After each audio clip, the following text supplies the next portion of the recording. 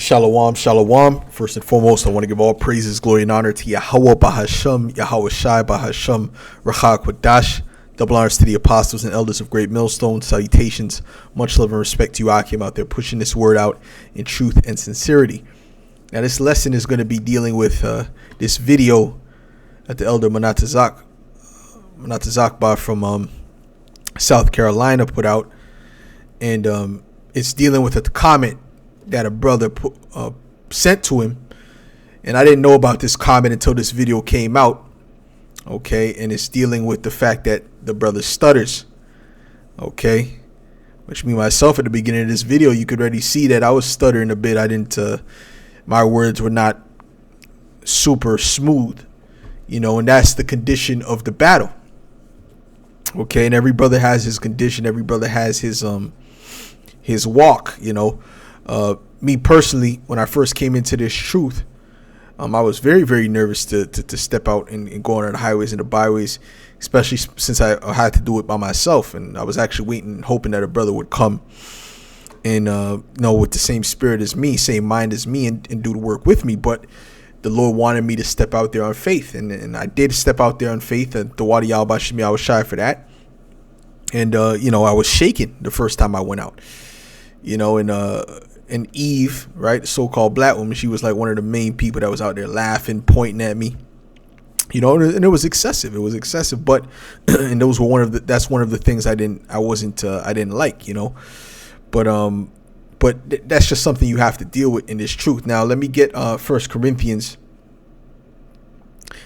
1 Corinthians 1:21, and then I'll get into the lesson because I have a few points to make in the lesson. And it's going to mainly be dealing with eloquent speech. This is 1 Corinthians 1, verse 21. It says, For after that in the wisdom of the Most High, the world by wisdom knew not the Most High. It pleased the Most High by the foolishness of preaching to save them that believe. And yes, we're going to look foolish being out there prophesying, but what does the scripture say? I am a fool for Yahweh Shai's sake. You understand what I'm saying? So this is what we have to do to make our bodies a living sacrifice. That's the point. You're worried about what you're going to go through. Well, you should rejoice in the fact that you're going to go through that for Yahweh B'Shem Yahweh Shai. This is Romans 12:1. It says, I beseech you therefore, brethren, by the mercies of the Most High, that ye present your bodies a living sacrifice, wholly acceptable unto the Most High, which is your reasonable service. And it's reasonable. It's nothing deep. Oh, I don't want to go out because I have a stutter. Well, Yahweh Shai suffered for 33 years and then died on the cross, man, and suffered for three hours of excruciating pain, man. For your sins, for yourself, man. And you're worried about, I don't want to go out there because I stutter. You think the Lord cares about that, man? The Lord doesn't care about that. And there's brothers already that stutter. There's brothers who there's a brother in London, right? He has a stutter, okay, but he's constantly making edifying videos. He didn't make that an excuse, okay. So now, what I want to get into, I want to start with Isaiah 1, because us as a people, we have been brought very low. So Jake, in general, let's get Isaiah 1. Oh no, Isaiah 3. Excuse me. Jake in general is not eloquent. He's not even the Jakes in the world. They're not eloquent. They're not men of renown. In the music, we had musicians back in the day, but they were playing real music. They were inventors of musical instruments and things of that nature. Jake nowadays is the music that's going on in the world right now is crap. It's garbage. But this is the condition of the battle. Okay, the Lord has brought Jake low. This is Isaiah 3:1. It says, "For behold, the Lord Yahweh of hosts doth take away from Jerusalem and from Judah the stay and the staff of the whole stay of bread and the whole stay of water. And he's going to do that again. He's going to take away these comforts that you have. You know, it's going to be hard to get food. It's going to be hard to get water. It says the mighty man and the man of war, the judge. Okay, you have boxers, you have these different things, MMA fighters, but they're nothing compared to the mighty men of the ancient world. Okay, King David could take out all of these mighty men that's here today by himself if they fought him all at once with his bare hands, put them all to death. Okay, and any of his mighty men could do that. So you're talking a whole nother level of man, a whole nother level of might. Okay, and if they're so mighty, why don't they go take down Esau, Edom? You see that? There's no might in Jake's hand right now. It says the mighty man and the man of war, the judge and the prophet and the prudent and the ancient. Okay, yeah, well, the judges, well, these Jakes don't know how to judge things.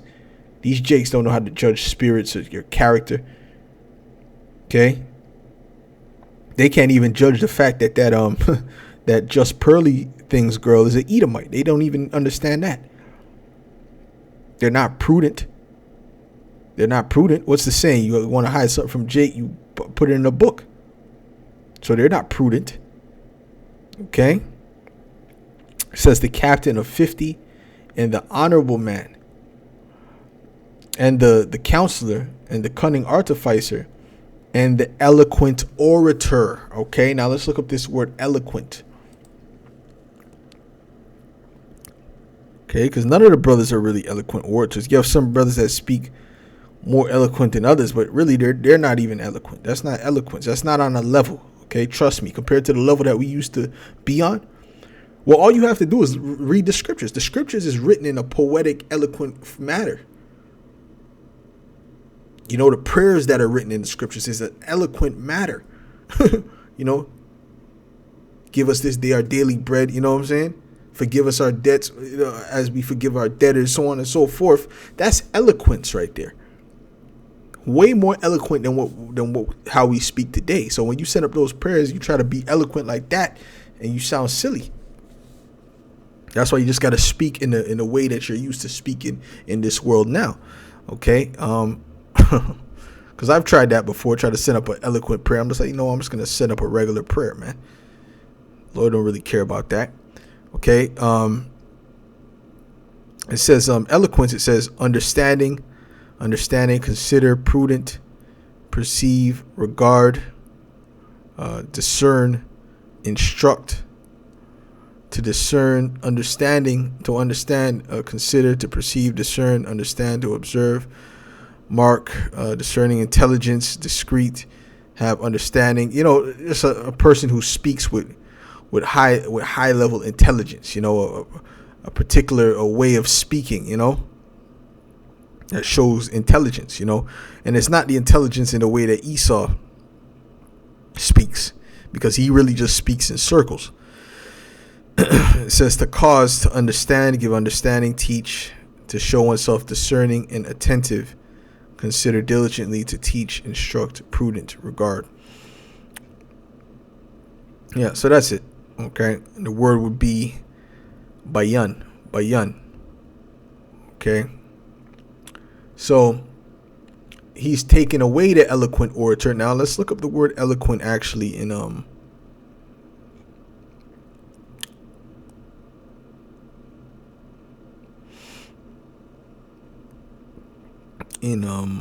the Google definition or the Webster definition. Is it here?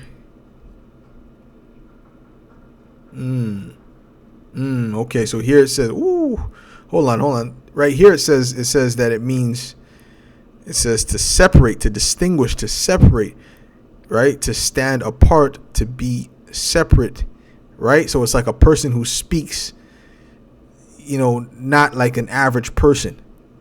Okay, so his speech is separate from what I'm seeing here. It says distinct, like a distinct speech, to be easily distinguished, distinct, manifest, hence to consider, to understand, which depends upon the power of discerning, right? So So yeah. So anyways, man, you had certain people that had certain gifts. We had scribes, right? So their gift was writing. We had orators, which their gift was speaking, and the way they spoke was captivating, man. The way they spoke was with dark sayings and things that were poetic. It's like I want to look up the word eloquent real quick. Excuse me, Salakia.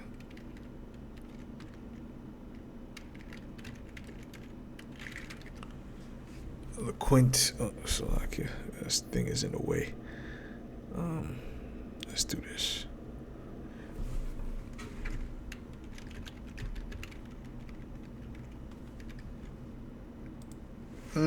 Okay, hold on. It says fluent or persuasive in speech or writing. So that the speech was so captivating that it would be able to influence people. It says clearly expressing or indicating something, right? But the Lord is not trying to influence people through our speech. Okay, He's trying to influence people through the words that we're saying. In other words, the words that come from Him, come from Yahushua, and it doesn't matter how it comes out. It's not the way that we're saying it that's going to captivate the people, but the words themselves, but the message itself, rather. All right, so let's get back. It says, and I will give children to be their princes, and babes shall rule over them, and the people shall be oppressed, every one by another, and every one of his neighbor. The child shall behave himself proudly against the ancient, and the base against the honorable. And we see that today, that children behave themselves proudly against older people. They think that they're on the same level, or they don't mean nothing, that they're old. Matter of fact, that makes them lesser that they're old. So this is the mindset of today because of this wicked society. And then you have people who are base, people that are lower than you, that will disrespect you in the society, and that in itself is a vexation of spirit.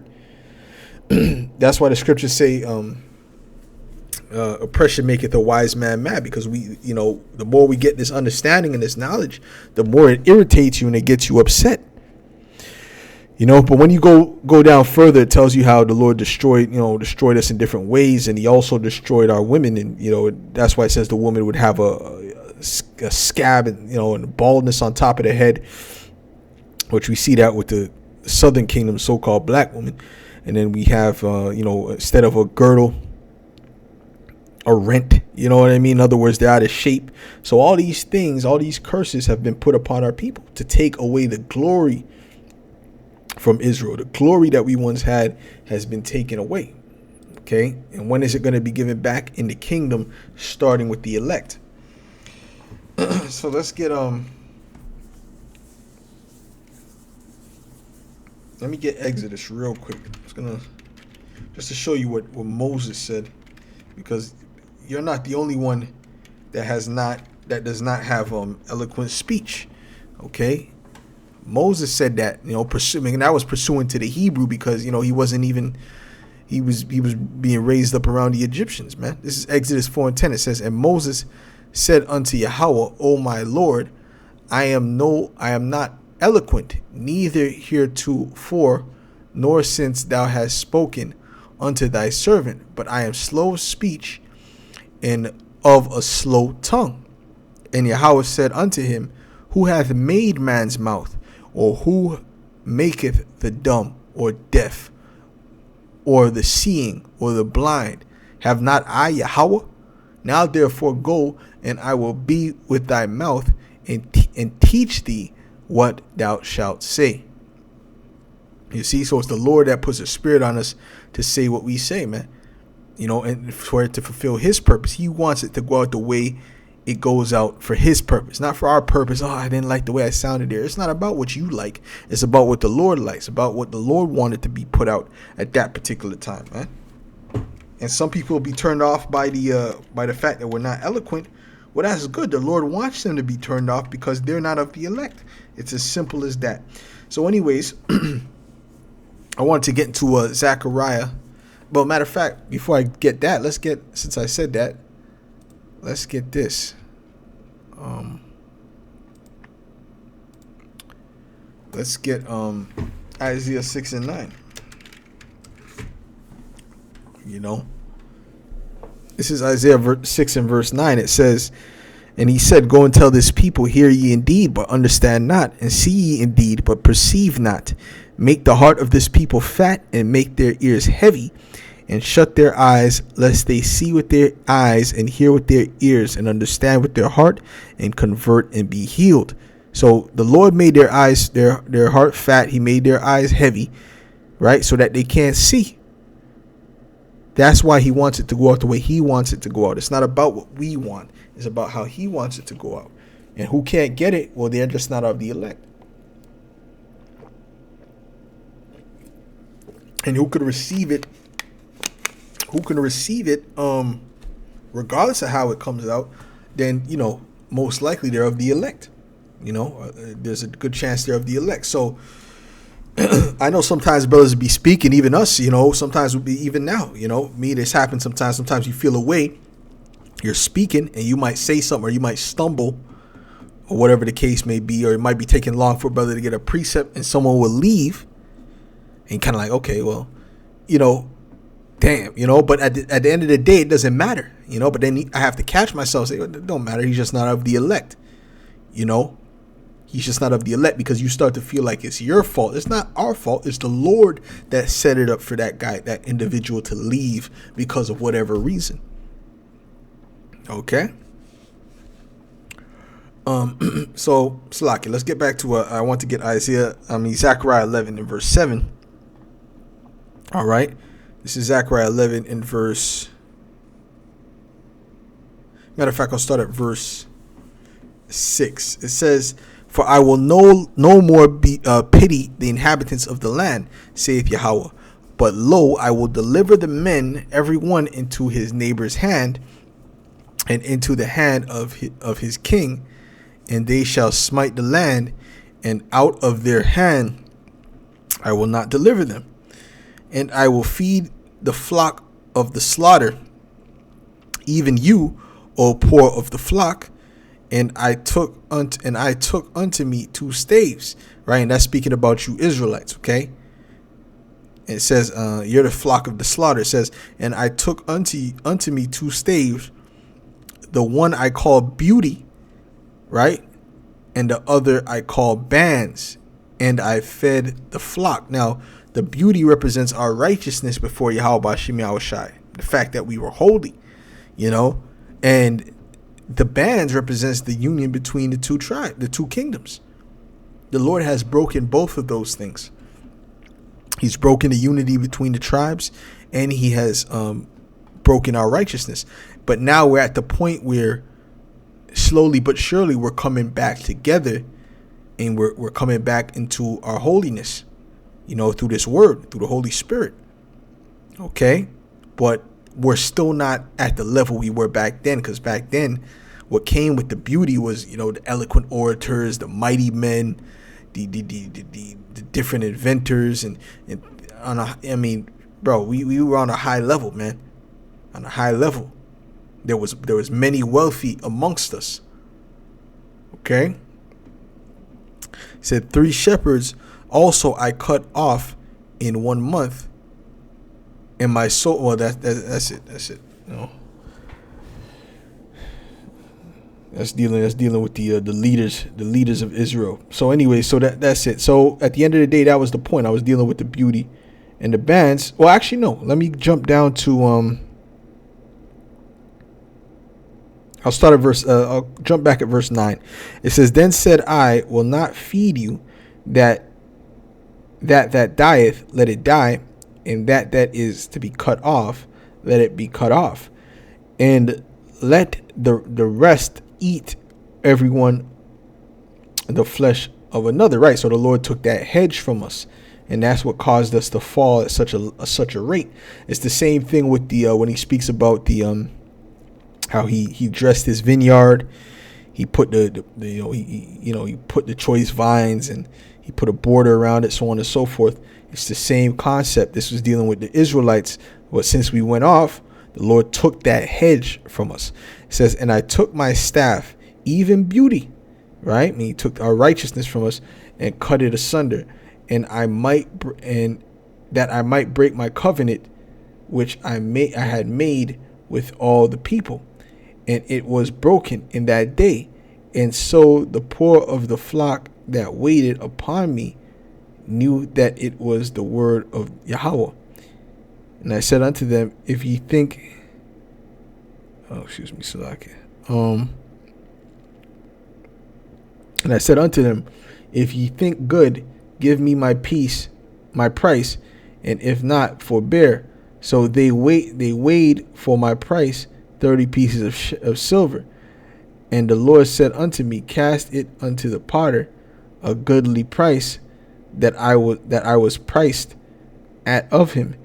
And I took 30 pieces of silver and cast them to the potter in the house of the Lord. Then I cut asunder mine other staff, even bands, that I might break the brotherhood between Judah and Israel. So that was the union between the two tribes. So he took our righteousness from us, okay, it caused us to break the covenant, and then he took the he separated the tribes, but in the end, right, when you read Isaiah 11:11, everything is going to be brought back together. But right now, that beauty, that part, the certain parts that we had, we don't have. You don't have that in Babylon. You don't have that in Canada or in wherever you're at right now. Okay, wherever Israel is at right now, they don't have that as a people.